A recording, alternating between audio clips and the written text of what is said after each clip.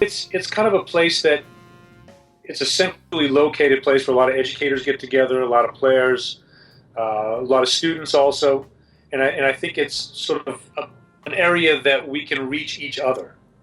Whereas a lot of times it seems like, if you're in New York, you can see certain people. If you're in Chicago, you can see certain people.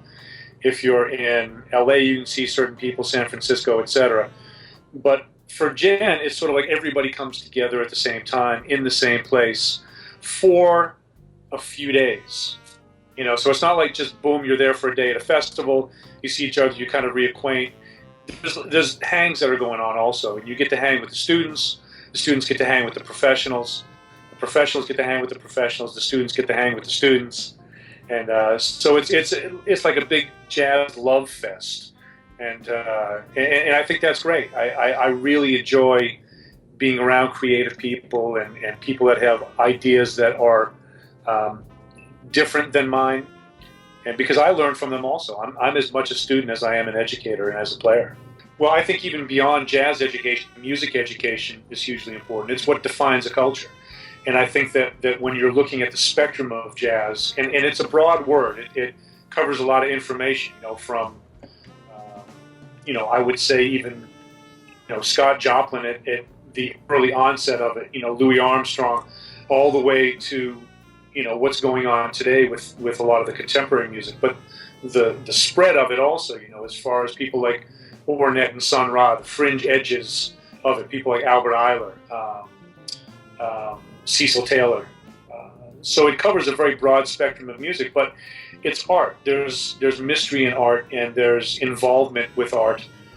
There's dedication and passion to art. And I think that the reason that it's so important is that if we're trying to educate and we're trying to put out citizens that are educated, I think that the arts has to be a big part of that, and I believe that music is a big part of that.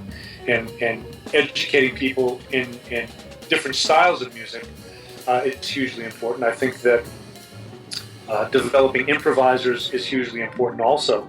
In most cultures in the world, people play music, and they don't always necessarily have to play professionally. I'm not even talking about putting out musicians who are professional players all the time. I'm talking about educating people in the arts, and I'm talking about educating them in a way that, let's say after high school or college, if they decide they don't want to be professional musicians, they can continue to play their instruments. There's enough play-alongs, there's enough community bands, there's enough people who want to play music that there's a continuance that can occur. If we lose the arts, if we lose music education, if we lose the visual arts and dance and music, we lose the culture, and it's a very real possibility.